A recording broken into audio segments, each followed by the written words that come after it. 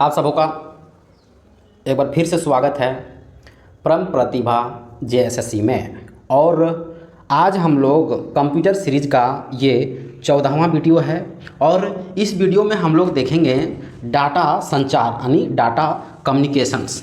तो इस वीडियो में हम लोग क्या क्या पढ़ेंगे, जैसे डाटा संचार पढ़ेंगे, डाटा संचार के घटक पढ़ेंगे, सिग्नल के प्रकार पढ़ेंगे, डाटा संचार की विधियां पढ़ेंगे, डाटा संचार के प्रकार पढ़ेंगे, प्रमुख प्रोटोकॉल पढ़ेंगे, भारत के प्रमुख डेटा पढ़ेंगे, सर्विस प्रोवाइडर, इतना सारा कुछ हम लोग इस वीडियो में देखेंगे। तो चलिए जानते हैं कि डाटा संचार क्या है। वह प्रक्रिया जिसके द्वारा कंप्यूटर से डेटा, निर्देश और सूचनाएं दूसरे कंप्यूटरों तक पहुंचाई जाती है, उसे जैसे एक कंप्यूटर से दूसरे कंप्यूटर में क्या डेटा को, निर्देश को और सूचना को पहुंचाना, यही है डाटा संचार। यह प्रक्रिया चैनल के माध्यम से पूरी की जाती है। डेटा को सिग्नल्स के रूप में एक स्थान से दूसरे स्थान तक पहुंचाया जाता है। ठीक है। डाटा संचार के घटक क्या हैं यानी कंपोनेंट्स, जैसे सेंडर, इंफॉर्मेशंस, मीडियम्स, रिसीवर्स और प्रोटोकॉल। तो सबसे पहले हम लोग देखेंगे डाटा सिग्नल्स के प्रकार में डिजिटल सिग्नल्स। डिजिटल सिग्नल्स,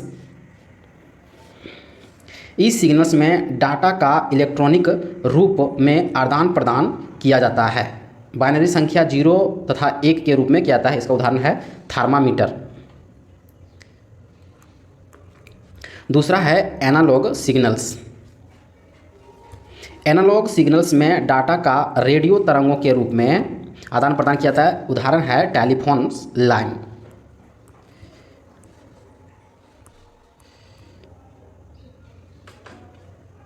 तो डाटा का सिग्नल के प्रकार देख लिए, डिजिटल सिग्नल और एनालॉग सिग्नल। अब हम लोग डाटा के विधियां पढ़ेंगे। तो डाटा के विधियां हम लोग देखेंगे तो सिंप्लेक्स, हाफ डुप्लेक्स और पूर्ण डुप्लेक्स। तो सिंप्लेक्स में हम लोग सबसे पहले जानते हैं सिंप्लेक्स जो मेथड है, इसका उदाहरण है रेडियो। तो कैसे, जैसे देखिए, इसमें डेटा फ्लो सदैव एक ही दिशा में होता है। जैसे एक समय में सेंडर के द्वारा एक ही दिशा में डेटा भेजा जाता है। मान लीजिए सेंडर है, इधर डेटा भेज रहा है तो एक ही दिशा में भेज रहा है, इधर रिसीवर है। रिसीवर के द्वारा सेंडर को वापस डेटा नहीं भेजा जा सकता है। जैसे मान लीजिए जो रिसीव प्राप्त किया वे डेटा, जैसे रेडियो से हम लोग गाना सुनते हैं ना, तो क्या हम लोग अपना गाना रेडियो को सुना सकते हैं? नहीं। मान लीजिए ये रिसीवर ही रेडियो है, तो हम लोग यहाँ खड़ा हैं, हम लोग यहाँ सुन रहे हैं, तो क्या इधर हम लोग गाना सुना सकते हैं जो भेज रहा है रेडियो स्टेशन को? तो नहीं। तो ये हो गया सिंप्लेक्स विधि। उदाहरण आ गया radio, keyboard, printer, monitor, remote. ठीक है। दूसरा है अर्ध डुप्लेक्स, माने हाफ डुप्लेक्स। अभी हाफ डुप्लेक्स में क्या है? Walkie talkie. और पूर्ण डुप्लेक्स का उदाहरण है मोबाइल। तो मोबाइल में क्या होता है कि हम लोग का जब कॉल आता है, मान लीजिए यहाँ से कॉल गया मोबाइल में, मोबाइल फिर हम लोग को हम लोग यहाँ रिसीव करते हैं, तो हम लोग इधर से बोलते हैं, ये भी सुनता है, और ये इधर से जब बोला जाता है तो हम लोग भी सुनते हैं। तो ये हो गया मोबाइल, इसको बोलते हैं पूर्ण डुप्लेक्स। और हाफ डुप्लेक्स में क्या होता है, या वीडियो कॉलिंग भी हम लोग बात कर सकते हैं, समझे। और हाफ डुप्लेक्स का मतलब होता है, यहाँ देख लीजिए, डेटा फ्लो दोनों दिशाओं में होता है। मैंने हॉकी टॉकी जो है आप लोग कभी अभी देख लिए हो, कभी देखे होंगे सिनेमा वगैरह में। तो इधर से बोलता है हेलो हेलो, तब उधर से कुछ देर के बाद जवाब आएगा हाँ बोलिए बोलिए। तो ये हो गया वॉकी टॉकी। वॉकी टॉकी कहने का मतलब कि एक समय में केवल एक ही दिशा में डेटा फ्लो हो सकता है। मान लीजिए जब इधर से बोला जाता है हेलो हेलो, तब कुछ देर रुकने के बाद इधर से आता है जवाब कि हाँ बोलिए। तो एक समय में केवल एक समय में एक ही दिशा में डेटा, मान लीजिए इधर जब बोल रहा है तो इधर से बोला नहीं, मैंने बोला जाएगा तो इधर सुनाई नहीं देगा, उसी एक ही दिशा में डेटा फॉलो हो सकता है। आप मोबाइल में इधर से क्या हेलो, इधर मान लीजिए फ़ोन लगाने वाला हेलो, तो तुरंत ही बोलिए हेलो, ये भी करेगा, ये भी हेलो करेगा, मतलब तुरंत। तो सेंडर और रिसीवर दोनों ही डेटा ट्रांसमिट कर सकता है वॉकी टॉकी में, परंतु एक समय में केवल एक के द्वारा ही डेटा ट्रांसमिट किया जा सकता है। तो इसका उदाहरण है वॉकी टॉकी, ब्लूटूथ और फैक्स मशीन। ठीक है। पूर्ण डुप्लेक्स जब हमने मोबाइल के बात कर रहे थे तो डेटा का फ्लो दोनों दिशाओं में होता है, ठीक है। एक ही समय में दोनों और डेटा फ्लो हो सकता है। इसमें सेंडर और रिसीवर दोनों एक ही समय में दो दिशाओं से डेटा ट्रांसमिट कर सकते हैं, जैसे मोबाइल फ़ोन चैटिंग और वीडियो कॉन्फ्रेंसिंग। चलिए अब हम लोग जानते हैं संचार के माध्यम, संचार के यानी मीडियम ऑफ कम्युनिकेशन, संचार के माध्यम क्या क्या है। तो माध्यम हम लोग जानते हैं कि संदेश यानी मैसेज को एक स्थान से दूसरे स्थान तक पहुंचाने के लिए जिन उपकरणों का उपयोग किया जाता है उन्हें माध्यम कहा जाता है, जैसे केबल, वाईफाई, फाइबर ऑप्टिकल और सैटेलाइट। इनको दो तरह से डिवाइड किया गया है। पहला है गाइडेड मीडियम और दूसरा है अनगाइडेड यानी निर्देशित और अनिर्देशित। तो चलिए हम लोग जानते हैं गाइडेड और अनगाइडेड, मतलब गाइडेड मीडियम और अनगाइडेड मीडियम, निर्देशित और अनिर्देशित। तो निर्देशित मीडियम किसे कहते हैं? जब डाटा ट्रांसमिशंस किसी केबल की सहायता से किया जाता है तो उसे गाइडेड कहा जाता है, और ट्रांसमिशंस किसी वायरलेस टेक्नोलॉजी के किया जाता है तो उसे अनगाइडेड कहा जाता है। गाइडेड में क्या, केबल कॉपर, टिन, एल्युमिनियम या सिल्वर के बने होते हैं। केबल जो है ये सब के बने होते हैं, ठीक है। इसका उदाहरण है किसका? इसका उदाहरण है निर्देशित का coaxial cable, twisted pair cable और फाइबर ऑप्टिकल केबल। तो ये सब बना किसका होता है? एल्युमिनियम या सिल्वर का, टिन का या कॉपर का। जबकि अनगाइडेड जो होता है इसका उदाहरण है वाईफाई, रेडियो ट्रांसमिशंस, माइक्रोवेव और सैटेलाइट। तो आइए हम लोग विस्तार से जानते हैं। जैसे अभी हम लोग पढ़ते हैं कम्युनिकेशंस मीडियम यानी संचार का माध्यम। तो अभी हम लोग चर्चा किए गाइडेड और अनगाइडेड। तो निर्देशित में क्या है? Twisted pair cable, fibre optical cable और कोएक्सियल केबल। जबकि अनिर्देशित में है radio wave transmissions, microwave transmissions और इंफ्रा वेव ट्रांसमिशंस। तो चलिए हम लोग जानते हैं गाइडेड कम्युनिकेशंस मीडियम का। तो पहला जो उदाहरण है वह है ट्विस्टेड पेयर केबल, ठीक है। इसे इथरनेट केबल के नाम से भी जाना जाता है। इस केबल का उपयोग जो है छोटी दूरी यानी लोकल एरिया नेटवर्क में डाटा कम्युनिकेशंस के लिए किया जाता है। इस प्रकार के केबल में तार आपस में उलझे होते हैं, यहाँ आप लोग देख रहे होंगे, ठीक है, उलझे होते हैं, उसी को ट्विस्टेड बोलते हैं। इसके ऊपर अभ्रक की परत जैकेट्स लगा होता है। दो में से एक तार सिग्नल्स को रिसीवर तक पहुंचाने के लिए तथा दूसरा अर्थिंग के लिए उपयोग किया जाता है। दूसरा उदाहरण है गाइडेड का, ये देख सकते होंगे। तो फाइबर ऑप्टिक केबल्स, इसमें धातु के तारों की जगह विशिष्ट प्रकार के ग्लास या प्लास्टिक के फाइबर उपयोग डेटा कम्युनिकेशंस के लिए किया जाता है। ये केबल हल्की तथा तीव्र गति वाली होती है। इसमें डेटा संचरण प्रकाश के माध्यम से होता है। यह माध्यम प्रकाश के पूर्ण आंतरिक परावर्तन टोटल इंटरनल रिफ्लेक्शंस के सिद्धांत पर कार्य करता है। तीसरा जो है कोएक्सियल्स केबल्स। इस केबल में यहाँ आप लोग देख रहे होंगे, इस केबल के द्वारा उच्च आवृत्ति वाले डेटा को संचारित किया जाता है। इस केबल को जमीन के नीचे बिछाया जाता है। इस केबल के केंद्र में ठोस तार, यहाँ सेंटर जो देख रहे हैं वह ठोस तार होता है जिसे कुचालक तार से घिरा होता है। इसका उपयोग जो है टेलीविज़न नेटवर्क में अधिक किया जाता है। अब हम लोग पढ़ेंगे अनगाइडेड में। हम लोग तो गाइडेड पढ़ लिए, गाइडेड में हम लोग पढ़ें ट्विस्टेड पेयर केबल, फिर पढ़ें फाइबर ऑप्टिक केबल, फिर पढ़ें कोएक्सियल। अब हम लोग अनगाइडेड का मतलब है अनिर्देशित। इसमें भी हम लोग जो है वह पढ़ेंगे 3 प्रकार से, जैसे radio wave transmissions, microwave transmissions और इंफ्रारेड ट्रांसमिशन। तो रेडियो वेव के बारे में जानते हैं। रेडियो आवृत्तियों यानी रेडियो फ्रीक्वेंसी के माध्यम से डेटा कम्युनिकेशंस किया जाता है। इसका उपयोग लंबी दूरी संचार के लिए किया जाता है। रेडियो वेव ट्रांसमिशंस वायर तकनीकी से सस्ता होता है, वायर से सस्ता होता है। यह माध्यम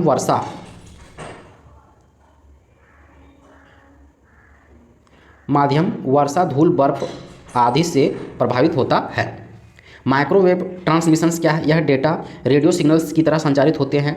इस सिस्टम में डेटा का कम्युनिकेशंस आवृत्तियों के माध्यम से होता है। माइक्रोवेव इलेक्ट्रोमैग्नेटिक तरंगें होती है जिनकी आवृत्ति 0.3 गीगाहर्ट्ज़ से 300 गीगाहर्ट्ज़ के बीच होता है। ये एकल दिशात्मक यानी यूनि डायरेक्शन होती हैं। तीसरा जो है वह है इंफ्रा वेव ट्रांसमिशंस। ये छोटी दूरी यानी LAN local area network data communications करने वाली उच्च आवृत्ति की तरंगें होती है। ये तरंगें ठोस ऑब्जेक्ट यानी सॉलिड ऑब्जेक्ट जैसे दीवार आदि के आर पार नहीं किया जा सकता, सामान्यतः टीवी रिमोट, वायरलेस स्पीकर इत्यादि। अब हम लोग पढ़ेंगे नेटवर्क प्रोटोकॉल।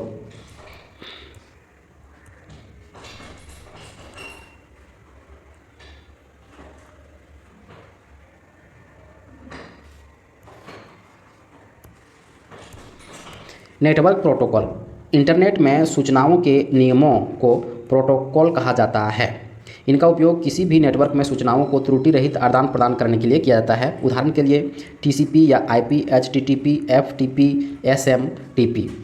तो कंप्यूटर नेटवर्क के प्रोटोकॉल्स जो हैं वह है TCP या IP। इसका पूरा नाम है ट्रांसमिशंस कंट्रोल प्रोटोकॉल या इंटरनेट प्रोटोकॉल। तो ये हम लोग जानेंगे। इसका उपयोग जो है डाटा ट्रांसफ़र करने के लिए किया जाता है। डाटा को छोटे छोटे पैकेट्स में विभाजित करके नेटवर्क के जरिए डेस्टिनेशंस तक भेज सकते हैं। फिर दूसरा है SMTP simple mail transfer protocol. इसका उपयोग इंटरनेट पर ईमेल भेजने और प्राप्त करने के लिए किया जाता है। तीसरा जो है वह HTTP hyper text transfer protocol. ये क्लाइंट और सर्वर के बीच कनेक्शन स्थापित करता है। ये वर्ल्ड वाइड वेब यानी www पर डॉक्यूमेंट एक्सचेंज करने का काम करता है। चौथा जो है FTP फाइल ट्रांसफ़र प्रोटोकॉल। इसका उपयोग कंप्यूटर तथा सर्वर के बीच फाइल यानी डाटा, टेक्स्ट, ग्राफ आदि को ट्रांसफ़र करने के लिए किया जाता है। गोफर यह प्रोटोकॉल सॉफ्टवेयर है जो इंटरनेट द्वारा दूरस्थ कंप्यूटर से डॉक्यूमेंट सर्च करना तथा प्राप्त कर प्रदर्शित करते हैं। टेलनेट यह किसी एक कंप्यूटर को दूर बैठकर किसी अन्य कंप्यूटर से संचालित करने में यह प्रोटोकॉल मदद करता है। इसके लिए रिमोट लॉगिन की ज़रूरत है, जैसे टीम व्यूअर या एनीडेस्क। एनीडेस्क एक ऐसा ऐप है जैसे यहाँ मेरे पास कंप्यूटर है और जो हैंडल करेंगे उसके पास भी कंप्यूटर है। यदि हम एनीडेस्क के माध्यम से या टीम व्यूअर के माध्यम से यदि हम यहाँ ऐप को ऑन करके जो कोड है वो कोड हम यदि यहाँ शेयर कर देते हैं तो मेरा सिस्टम का जो है वह यहाँ चला आएगा और ये अपने मर्जी से जो चाहेगा सेटिंग ऑन ऑफ कर सकता है। इसी को बोलते हैं टीम व्यूअर ऐप या एनीडेस्क। तो इसमें बोला क्या गया है, इसमें बोला गया है कि किसी एक कंप्यूटर को, ठीक है, जैसे मेरा कंप्यूटर है, दूर बैठकर किसी अन्य कंप्यूटर को संचालित करने, जैसे दूर बैठकर मेरा कंप्यूटर को संचालित करने में यह प्रोटोकॉल मदद करता है। इसके लिए रिमोट लॉगिन की ज़रूरत होती है। वही जो बोलें अंक जो होता है उसे लॉगिन करना होता है, ठीक है। इसके अलावे कई सारे नेटवर्क प्रोटोकॉल हैं, जैसे IMAP मतलब इंटरनेट मैसेज एक्सेस प्रोटोकॉल, फिर POP है पोस्ट ऑफिस प्रोटोकॉल, UDP है यूजर डाटाग्राम प्रोटोकॉल, MAC है media access control protocol, ARP है एड्रेस रिजोल्यूशन प्रोटोकॉल, DNS है domain name system protocol, IGMP है internet group management protocol.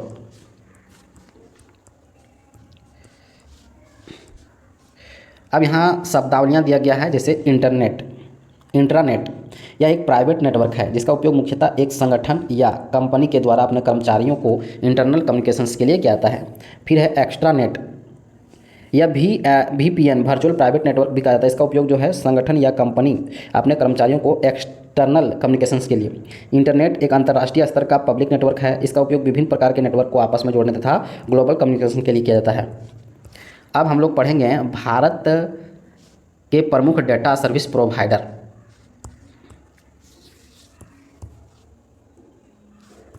Bharat जैसे BSNL है, विदेश संचार निगम लिमिटेड, BSNL भारत संचार निगम लिमिटेड। महानगर इसका है MTNL को कहते हैं महानगर टेलीफोन निगम लिमिटेड। तो आइए हम लोग जानते हैं BSNL के बारे में।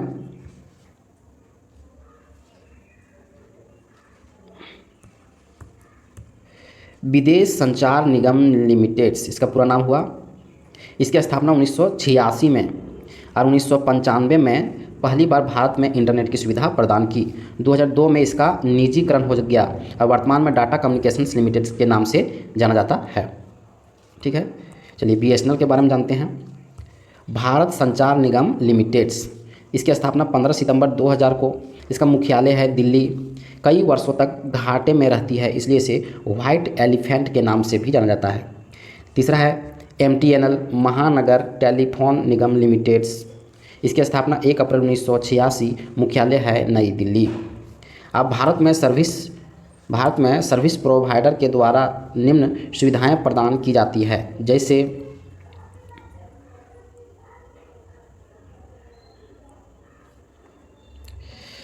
Dial up connections. यह यूजर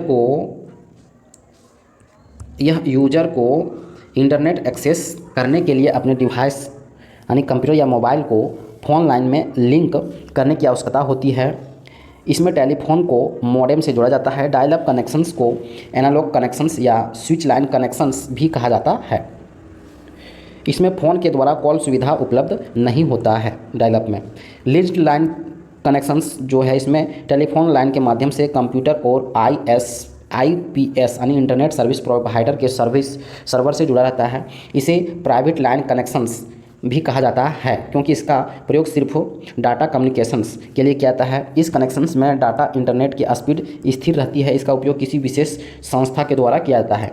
आईएसडीएन लाइन, यह डायल अप सर्विस का ही संशोधित रूप है। इसमें डाटा कम्युनिकेशंस डिजिटल रूप में किया जाता है।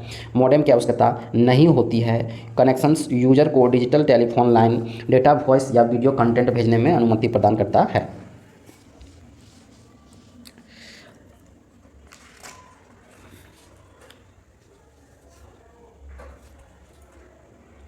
अब हम लोग देखेंगे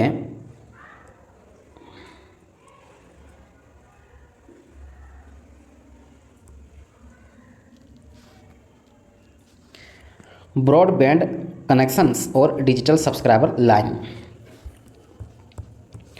ब्रॉडबैंड विड्थ का शॉर्ट नाम है। यह एक हाई स्पीड इंटरनेट कनेक्शन है, जिसमें इंटरनेट को कंप्यूटर तक पहुंचाने के लिए coaxial cables, fibre optical cables या रेडियो तरंगों का इस्तेमाल किया जाता है। जबकि डिजिटल सब्सक्राइबर लाइन यह एक प्रकार का ब्रॉडबैंड कनेक्शंस होता है। इसमें फ़ोन लाइन को डायरेक्ट मॉडेम से जोड़ा जाता है और मॉडेम को कंप्यूटर से। डीएसएल कनेक्शंस में यूजर इंटरनेट एक्सेस करते समय फ़ोन कॉल कर सकते हैं। डीएसएल मॉडेम टेलीफोन लाइन से प्राप्त होने वाले कमज़ोर सिग्नल को स्ट्रॉन्ग सिग्नल में बदलता है। इसमें यूजर तेज़ी से डेटा को डाउनलोड या अपलोड कर सकता है। अब हम लोग पढ़ेंगे वायरलेस टेक्नोलॉजी में ब्लूटूथ पढ़ेंगे, wifi, Li-Fi, WiMAX, hotspots, GSM और सीडीएमए। तो चलिए हम लोग सबसे पहले ब्लूटूथ के बारे में पढ़ते हैं।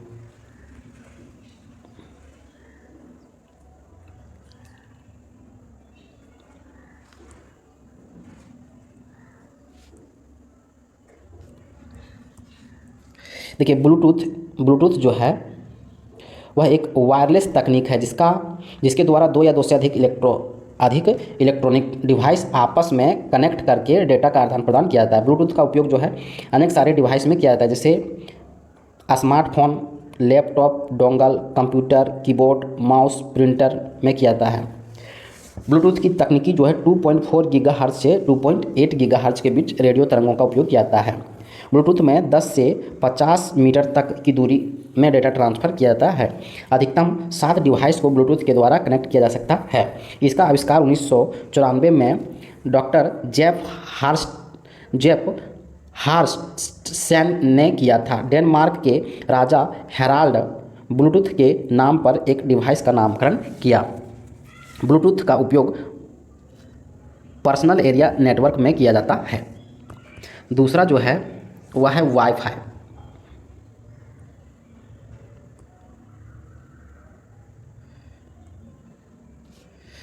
वाईफाई का पूरा नाम है वायरलेस फिडेलिटी इसका आविष्कार 1991 में जॉन्स ओ सुलेवेंस ने किया था। वाईफाई की मदद से हम अपने स्मार्टफोन, कंप्यूटर, लैपटॉप आदि डिवाइसेस को इंटरनेट से कनेक्ट कर सकते हैं। वाईफाई की रेंज जो है 100 मीटर तक होती है। वाईफाई तकनीकी 2.4 गीगाहर्ट्ज से 5 गीगाहर्ट्ज के बीच रेडियो तरंगों का उपयोग किया जाता है। वाईफाई जो है लोकल एरिया नेटवर्क के माध्यम से उपयोग किया जाता है। अब लाइफाई देखते हैं। लाइफाई का पूरा नाम है लाइट फिडलिटी। इसका आविष्कार जो है हेराल्ड हास ने 2011 में किया। उच्च गति में संचार करने वाली वायरलेस तकनीकी है लाइफाई। इसका डाटा भेजने के लिए लाइट इमिटिंग डायोड और प्राप्त करने के लिए फोटो डायोड का उपयोग किया जाता है। वाईमैक्स के बारे में जानते हैं। पूरा नाम है world wide interoperability for microwave access. इसकी रेंज जो है 25 से 50 किलोमीटर। वाईमैक्स के द्वारा हजारों लोग एक साथ कनेक्ट हो सकते हैं। इसका उपयोग जो है मेट्रोपॉलिटन एरिया नेटवर्क यानी MEAN के द्वारा किया जाता है। आगे है 5वां hotspot wireless access points. Wireless access point तकनीक भी कहा जाता है। हॉटस्पॉट एक फिजिकल लोकेशन होता है जिसके भीतर आप इंटरनेट को 30 से 60 फीट तक एक्सेस कर सकते हैं। वायरलेस के रूप में मोबाइल, लैपटॉप या अन्य डिवाइस में इंटरनेट कनेक्ट करके इसका उपयोग कर सकते हैं। इसमें रेडियो ट्रांसमीटर और रिसीवर का उपयोग किया जाता है। आगे GSM जो हम लोग सिम कार्ड यूज करते हैं, ग्लोबल सिस्टम्स फॉर मोबाइल्स। यह एक वायरलेस एप्लीकेशंस प्रोटोकॉल तकनीक है। इसका प्रयोग मोबाइल फ़ोन पर इंटरनेट डाटा प्राप्त करने के लिए किया जाता है। इसके द्वारा अंतर्राष्ट्रीय रोमिंग सुविधा भी प्रदान की जाती है। GSM में सभी मोबाइल फ़ोन्स एक सिम कार्ड का प्रयोग किया जाता है। इसमें डाटा ट्रांसफ़र करने के लिए EDGE माने enhanced data rates for GSM evolutions का प्रयोग किया जाता है। आगे जो है वह है CDMA code division multiple access. यह वायरलेस एप्लीकेशंस प्रोटोकॉल तकनीक है। इसका उपयोग सामान्यतः मोबाइल फ़ोन के संचालन में किया जाता है। इसमें डाटा ट्रांसफ़र करने के लिए EDVO यानी इवोल्यूशंस डाटा ऑप्टिमाइज का प्रयोग किया जाता है। अब यहाँ हम लोग देखेंगे जनरेशन की शुरुआत। जैसे फर्स्ट जनरेशन की शुरुआत 1980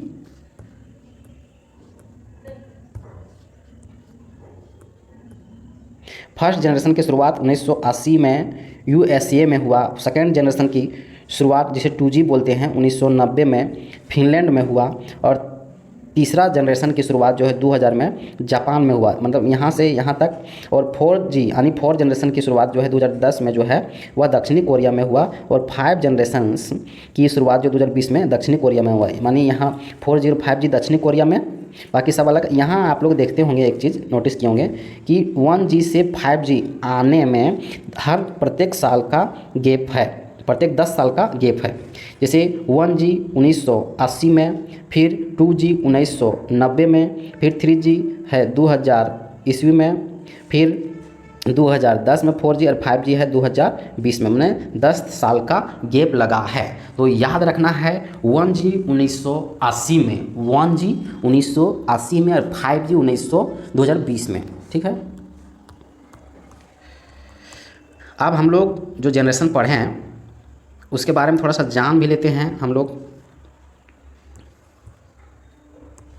जैसे फर्स्ट जनरेशन की शुरुआत 1980 में ट्रांसफ़र गति है डाटा की 2.4 kbps, माने स्मॉल b है इसलिए होगा बीट, तो किलो बीट प्रति सेकेंड्स। यह एनालॉग सिग्नल्स पर आधारित थी।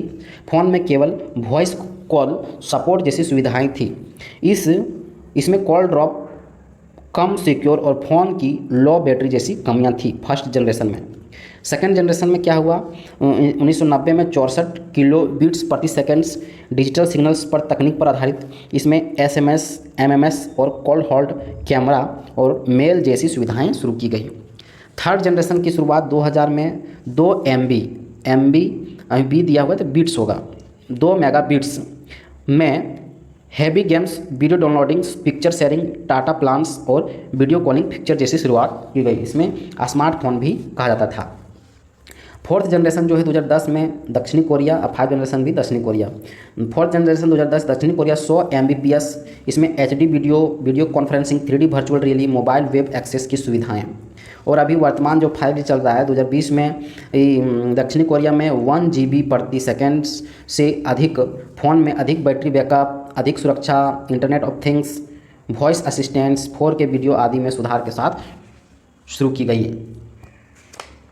और ये हम लोग का जो है वह 14वां वीडियो समाप्त हुआ, और इस वीडियो में हम लोग पढ़ें डाटा संचार के बारे में। अब नेक्स्ट वीडियो जो हम लोग पढ़ेंगे 15वां वीडियो, उसमें इंटरनेट पढ़ेंगे।